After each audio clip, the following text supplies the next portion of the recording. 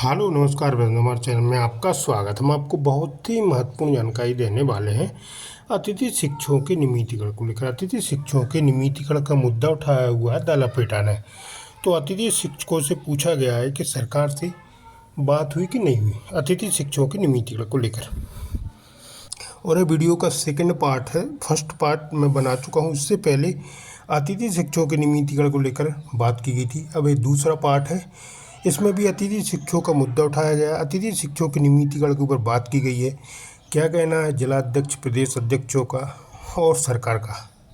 अतिथि शिक्षकों ने बताया कि सरकार से बात हुई है तो सरकार आश्वासन देती है अतिथि शिक्षकों को नियमित करने की, लेकिन अभी तक इनका नियमितीकरण नहीं किया गया है। तो मैं इसके संबंध में पूरी विस्तार से जानकारी देने वाला हूँ और दाल लपेटा पे लाइव वार्ता आपको दिखाने वाला हूँ। आप वीडियो में बने ना, वीडियो पूरा देखें। वीडियो अच्छा लगे तो आप लाइक जरूर करें और चैनल को सब्सक्राइब बिल्कुल नहीं। सेकंड पार्ट है, अब थर्ड पार्ट ही मैं बनाऊंगा। मनमानी ही अक्सर होती है और बड़ा भेदभाव से भी वहां पे फील होता है। मतलब एक शिक्षक होते हुए भी वहां थोड़ा सा एक सम्माननीय जो वहां बच्चों से कोई वो नहीं है, लेकिन वहां जो माहौल है ना बड़ा ही भेदभाव वाला वहां रहता है।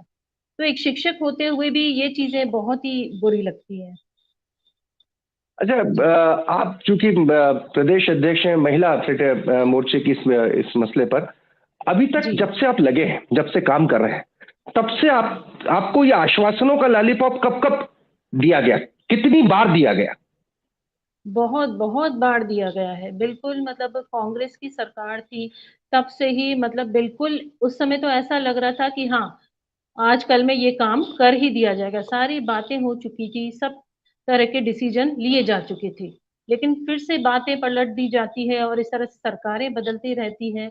हम लोग मांग करते हुए रह रहे हैं, कितने आंदोलन किए। इसके अलावा कितने अतिथि शिक्षकों ने आत्महत्या की है। ये भी बहुत ही बड़ी बात है कि इस तरह की बातें हुई हैं। मतलब कम से कम 100 लोगों ने तो कर ही ली होगी अभी तक आत्महत्या। तो ये चीजें भी हो रही हैं, तो भी उस तरह की कोई खबर हाईलाइट नहीं होती है। कई बार होता है कि एक छोटी सी घटना होती है, कई बार तो वो कितनी हाईलाइट हो जाती है। यहाँ इतने लोगों ने इसके लिए आत्महत्या कर ली, सैलरी टाइम पे नहीं मिलती है, लोगों को 2-2 3-3 महीनों में मिलती है। तो इतनी अव्यवस्था है, किस तरह से सरकार सुनेगी। हम्म। जी। ये जो मौजूदा शिक्षा मंत्री हैं फिलहाल, इनसे कभी हम्म। आपका प्रतिनिधि मंडल मिला? इन्होंने क्या कहा? नहीं, इनसे डायरेक्ट तो नहीं मिले हैं।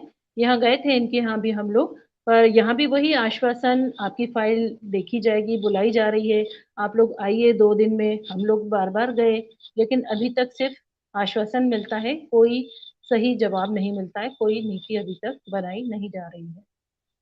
जी।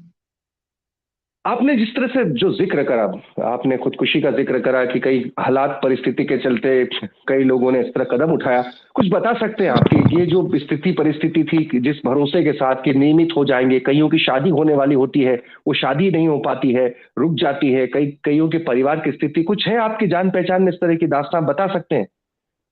नहीं, बहुत लोग हैं, बहुत लोग, मतलब वो लोग इस सोच के साथ आते हैं कि हम आगे कुछ अच्छा भविष्य हमारा होगा, और लेकिन बाद में पता चलता है कि कई लोग ये सोचते हैं कि हाँ, ये सरकारी उसमें जुड़े हुए हैं, लेकिन बाद में जो पता चलता है तो उन्हें बड़ी गिल्टी सी होती है और उसकी वजह से उन्हें बहुत ही असम्माननीय सामना ये सब चीजों का करना ही पड़ता है। तो बहुत सी ऐसी चीजें होती है। जी।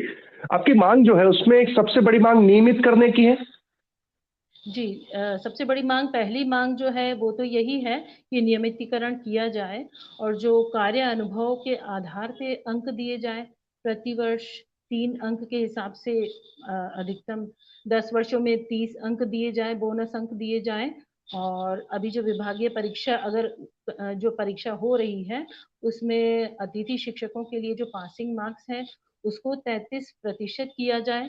क्यों? क्योंकि जो नए जो कैंडिडेट्स आते हैं और हम लोगों का जो इतना अनुभव है, पिछले कई सालों से पढ़ा रहे हैं, तो जी। इतना समय नहीं मिलता कि उस परीक्षा के हिसाब से तैयारी करें।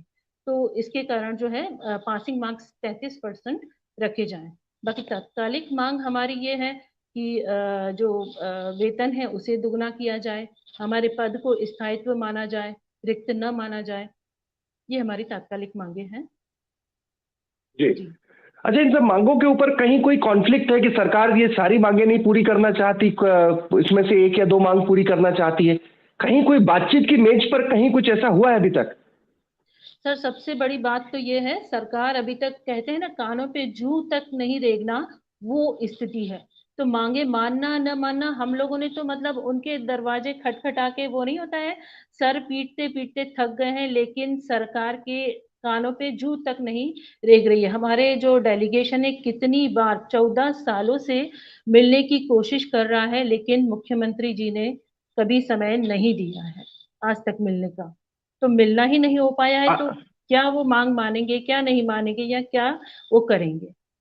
नहीं, 5-6 साल लेकिन पहले। लेकिन होता ये जी। मैंने देखा है, चाहे चयनित शिक्षकों का मसला हो, अतिथि शिक्षकों का मसला हो, ये देखा है कि जब विपक्ष में होते हैं तो इस आंदोलन का सपोर्ट करते हैं, ट्वीट करते हैं, कहते हैं कि उनकी लड़ाई हम लड़ेंगे, लेकिन जब वही सत्ता में चले जाते हैं तो फिर मिलने से इनकार कर देते हैं। जी, यही तो चीजें है ना कि भाई जब वो सत्ता में नहीं होते तो बिल्कुल सब आएंगे, सभी लोग आएंगे। जब हमारा आंदोलन चला था तब सभी जो बीजेपी के सभी सदस्य आए थे, सभी जो नेता हैं, काफी बड़े बड़े सभी लोग आए थे। लेकिन बस वही है, जब ये सब हो जाता है इलेक्शन, तो उसके बाद भूल जाते हैं बिल्कुल ही। बिल्कुल, और अब इलेक्शन का साल है। मैं खान साहब का रुख करूंगा इस बार, एक बार फिर से हम आपके पास फिर आएंगे। काजल जी, आप बने रहिए हमारे साथ। हाँ जी। जी।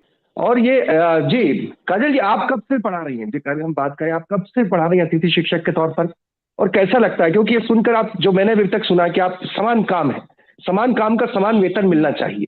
सीनियरिटी जूनियरिटी में वेतन थोड़ा 19-20 हो सकता है, लेकिन यहाँ तो कोई पैमाना ही नहीं है हम की कोई तुलना कर सके। जी बिल्कुल।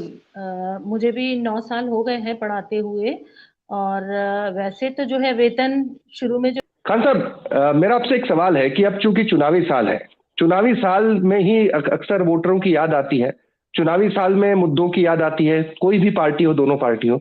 अभी आपको दोनों पार्टियों की तरफ से कोई आश्वासन मिला है? ये सर सेंगर साहब, मैं आपको बताना चाहूंगा, आपने मैडम से पूछा था, अभी तत्कालीन जो शिक्षा मंत्री हैं उनसे कभी आपकी मीटिंग हुई है क्या? सर मैं बताऊंगा जी। आपको, हमारे बैठक हुई थी, है ना, हरदीप सिंह डंग जी के माध्यम से हुई थी, और उनके बंगले पे जाके बैठे थे, कम से कम हमारी आधा घंटा बात हुई। तो उन्होंने ये कहा था, मैं तुम्हारी फाइल लेके सीएम साहब के पास जाऊंगा और आपकी बात रखूंगा, लेकिन आज तक कोई बात नहीं की। जी। लेकिन उसके बाद में शिक्षा मंत्री जी ने सीएम साहब को पत्र लिखा था। उन्होंने लिखा था वो किस लिए, कि अन्य राज्यों में जो नीति बनाई गई है उस नीति के तहत अतिथि शिक्षकों को मध्य प्रदेश में भी किया जाए, लेकिन उसका भी अभी तक कोई जवाब नहीं है। हर जो पार्टियां होती हैं वो लॉलीपॉप देती हैं।